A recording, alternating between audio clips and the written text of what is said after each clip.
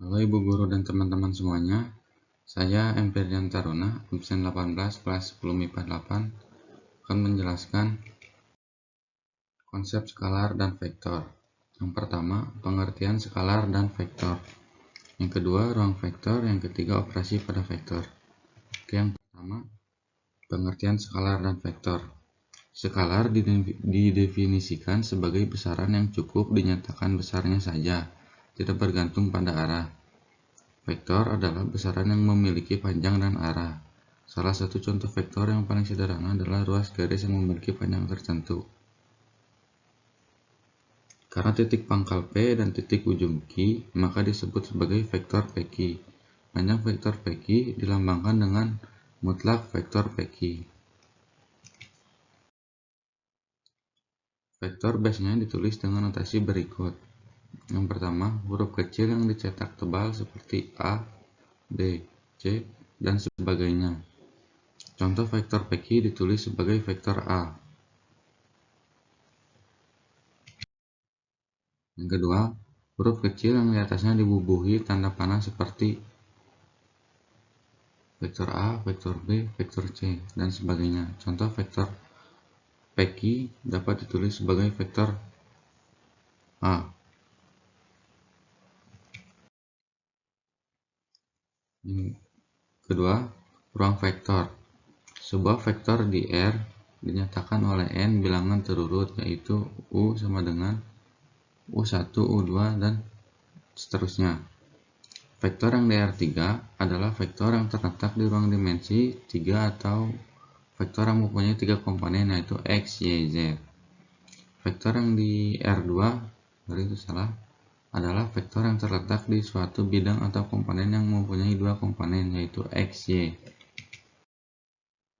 Operasi pada vektor. A. Kesamaan dua vektor.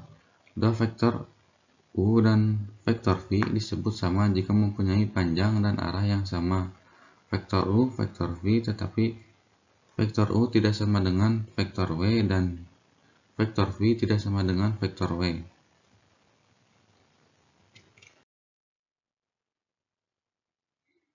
Penjumlahan vektor.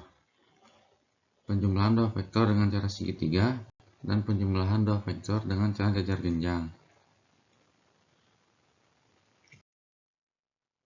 Sifat-sifat penjumlahan pada vektor.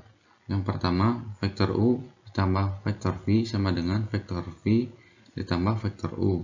Yang kedua, dalam kurung vektor U tambah vektor V ditambah vektor W sama dengan vektor U ditambah dalam kurung vektor V ditambah vektor W tutup kurung.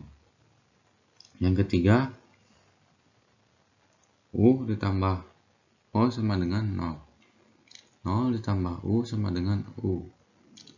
Yang keempat, vektor U ditambah vektor V sama dengan vektor O dengan vektor V lawan dari vektor U dan ditulis vektor V sama dengan vektor U. Pengurangan vektor.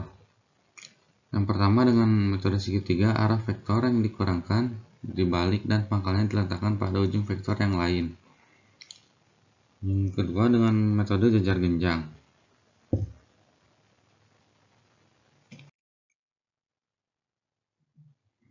Perkalian vektor dengan bilangan real.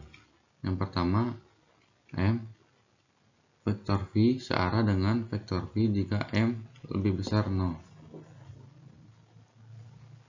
Yang kedua,